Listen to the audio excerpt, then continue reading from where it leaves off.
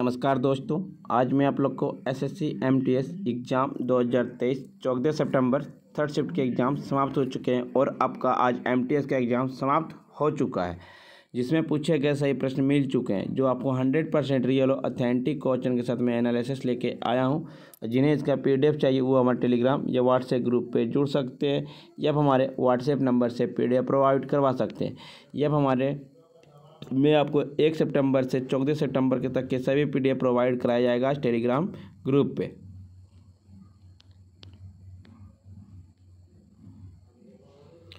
पहला प्रश्न पूछा गया था, प्लेइंग इट माय वे किसकी आत्मकथा है? Playing it my way Sachin Tendulkar की आत्मकथा है। A century is not enough Sourav Ganguly की आत्मकथा है। युवराज सिंह की the test of my life से जुड़े हुए हैं। राहुल द्रविड़ की जीवनी the nice guy who finished first Devendra Prabhudesai द्वारा लिखी गई थी। The autobiography of Kapil Dev पूर्व क्रिकेटर कपिल देव की आत्मकथा की एक किताब है। Vinod Kambli the lost hero पूर्व भारतीय क्रिकेटर विनोद कांबली की जीवनी की एक किताब है। एक पूछा गया था, निम्नलिखित में से कौन सी पुस्तक भारतीय उपन्यासकार खुशवंत सिंह की आत्मकथा है? तो आपका truth love and little malice जो खुशवंत सिंह की आत्मकथा है। उन्होंने 1947 में भारत के विभाजन का अनुभव किया, जिसने 1965 में ट्रेन टू पाकिस्तान उनका सबसे प्रसिद्ध उपन्यास लिखने के लिए प्रेरित किए। 1974 में उन्हें भारत के राष्ट्रपति द्वारा पद्म भूषण से भी सम्मानित किए गए थे और 2007 में खुशवंत सिंह को पद्म भूषण से भी सम्मानित किया गया। अंतिम पुस्तक द सनसेट क्लब है। एक पूछा गया था, कौन सा एक संवैधानिक संस्था नहीं है? तो नीति आयोग नहीं है। नीति आयोग एक गैर संवैधानिक और गैर वैधानिक निकाय, यह एक कार्यकारी निकाय है। नीति आयोग का गठन कब किया गया? 2015 में किया गया। नीति आयोग के अभी वर्तमान में अध्यक्ष कौन है? तो आपका भारत के प्रधानमंत्री श्री नरेंद्र दामोदर दास मोदी हैं। दादा भाई नौरोजी के कौन सी पुस्तक लिखे थे? दादा भाई नौरोजी ने poverty and un British rule India the poverty of India. दादा भाई नौरोजी ने ड्रेन ऑफ वेल्थ पुस्तक लिखी है। दादा भाई नौरोजी द्वारा लिखी गई दो पुस्तक भारत के धन की निकासी की व्याख्या करती है। ज्यूरिख डायमंड लीग में कौन सा मेडल जीते थे नीरज चोपड़ा? सिल्वर मेडल जीते थे। Neeraj Chopra Zurich diamond league में गोल्ड मेडल को जीतने से काफ़ी करीब से चूक गए। वह 85.71 मीटर थ्रो के साथ वह दूसरे स्थान पर रहे थे। डायमंड लीग में गोल्ड मेडल जीतने वाले एकमात्र भारतीय खिलाड़ी कौन है? नीरज चोपड़ा है। नीरज चोपड़ा 2022 में डायमंड लीग में गोल्ड मेडल जीते। नीरज चोपड़ा ने डायमंड लीग में 89.08 मीटर भाला फेंके थे। केलुचरण महापात्रा का संबंध किस नृत्य से? तो ओडिसी नृत्य से है। ओडिसी के प्रसिद्ध नर्तक सुजाता महापात्रा, केलुचरण महापात्रा, रतिकांत महापात्रा, गंगाधर प्रधान आदि।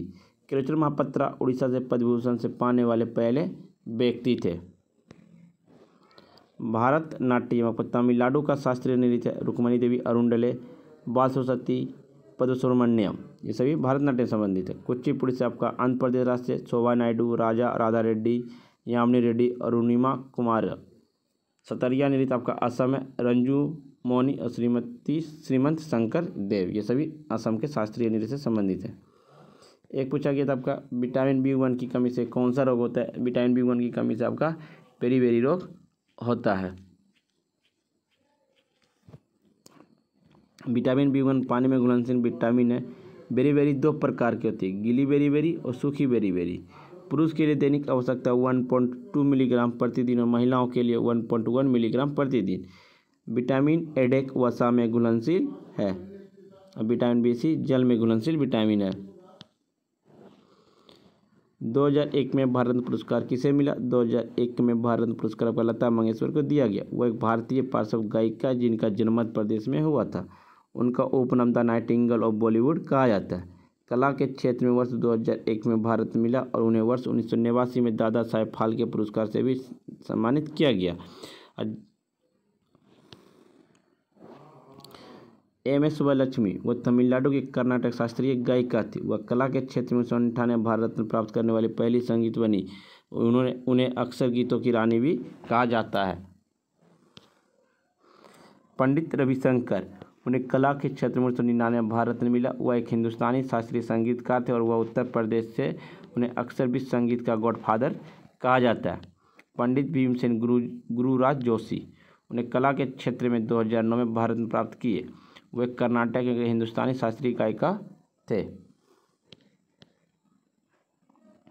इंडिया गेट किस शहर में स्थित है? आपका दिल्ली शहर में स्थित है। इंडिया गेट का निर्माण इंपीरियल वार ग्रेवेंस कमीशन ने किया था। इसे अखिल भारतीय युद्ध स्मारक के नाम से भी जाना जाता है। एडविन लुटियस वास्तुकार थे। एडविन लुटियस हेबर्ट बेकर के साथ साथ संसद भवन के वास्तुकार भी थे। यह 1921-1931 की अवधि के लिए बनाया गया था। अमर जवान ज्योति को 1971 में भारत पाकिस्तान युद्ध में अपना प्राण की आहुति देने वाले सैनिक के समय 1972 में इंडिया गेट से जोड़ा गया। एक प्रश्न पूछा गया था 1906 में मुस्लिम लीग का गठन कहाँ हुआ था? 1906 में मुस्लिम लीग का गठन ढाका में हुआ था। अखिल भारतीय मुस्लिम लीग की स्थापना 3 दिसंबर 1906 को ढाका के नवाब सलीम उल्लाह खान के नेतृत्व में एक सम्मेलन में हुआ था। इस लीग का गठन 1907 में कराची पाकिस्तान में किया गया। इसका पहला अधिवेशन 1907 में कराची में हुआ था। अखिल भारतीय मुस्लिम लीग के प्रथम अधिवेशन की अध्यक्षता आगा खान ने की थी। मुस्लिम लीग ने बंगाल के विभाजन का समर्थन भी किया था। और मोहम्मद अली जिन्ना मुस्लिम लीग में आपका 1913 ईस्वी में शामिल हुआ था। बेल्जियम में फेल्डर्स कप 2023 में एथलेटिक्स में पुरुष 100-200 मीटर दौड़ में श्रेणी में कितने स्वर्ण पदक जीते? 2 स्वर्ण पदक जीते अमरलान बोर्गोहेन ने। हिंदू कैलेंडर के अनुसार किस महीने में होली मनाया जाता है? तो होली आपका फागुन के हिंदी महीने के पूर्णिमा के बाद मनाया जाता है। ये आमतौर फरवरी के अंत या मार्च की शुरुआती में होती है। दिवाली आपका कार्तिक में मनाया जाता है। गणेश चतुर्दशी आपका भादों में मनाया जाता है।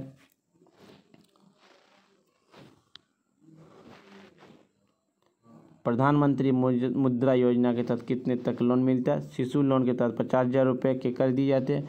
किशोर लोन कर्ज के तहत 50,000 से 5 लाख रुपए तक दी जाती है। और तरुण लोन व तरुण कर्ज के तहत 5 लाख से 10 लाख रुपए तक के कर्ज दिए जाते हैं। अखिल भारतीय ताइक्वांडो चैंपियनशिप का आयोजन किस शहर में किया जाए? तो कोरिया भारत संबंध के 50 साल पूरा होने की जश्न मनाने के दिल्ली 24 फरवरी में अखिल भारतीय ताइक्वांडो चैंपियनशिप की मेजबानी करेगी।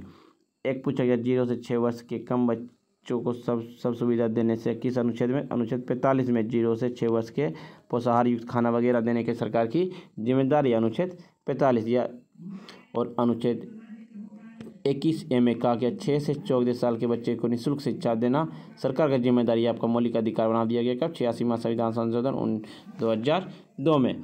और एक आपका 6 से 14 वर्ष के बच्चे को स्कूल भेजना अभिभावक का कर्तव्य होगा। ये आपका अनुच्छेद 51A में संबंधित है। एक पूछा गया ऊंट और जंगली गधा क्रमशः देश और में पाए जाते हैं। एशियाई जंगली गधा कच्छ के रण में पाए जाते हैं।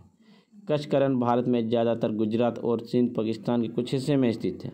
कच्छ का रण के शुष्क क्षेत्र में जंगली गधा निवास स्थान है। और कच्छ के रण में ही आपका लूनी नदी गायब हो जाती है। माही नदी आपका कर्क रेखा को 2 बार काटने वाली नदी है। कच्छ का रण प्रवासी पक्षियों के लिए लोकप्रिय है। सर्दियों के दौरान पक्षी जैसे साइबेरियन क्रेन बड़ी संख्या में कच्छ के रण में आते हैं। लूनी, भूकी, बारूद और नारा जैसी नदियाँ कच्छ के रण से में ही बहती है। कच्छ के रण के लिए घर चिंकारा, गजेला बनेटी, नीलगाय, बोसे, लप्स, ट्रोगो, कैमलेस, ब्लैक कवक, एंटीलोप, सवाई केप, थार रेगिस्तान ऊँटों का पर्यावास स्थान है। एक था प्रयोजक आय और प्रयोजक व्यक्तिगत आय क्या है? आय माइनस व्यक्तिगत वर्तमान कर प्रयोजक व्यक्तिगत आय के बराबर होती है। व्यक्तिगत परिव्यय को घटाने से व्यक्तिगत होता है। व्यक्तिगत प्रयोग आय सूत्र बराबर व्यक्तिगत आय माइनस प्रत्यक्ष कर प्लस उपभोग व्यय प्लस बचत होता है। एक आपका पूछा था MPI में कहाँ गरीबी परसेंट 1% से कम है? तो आपका केरल राज्य में 1% से कम है।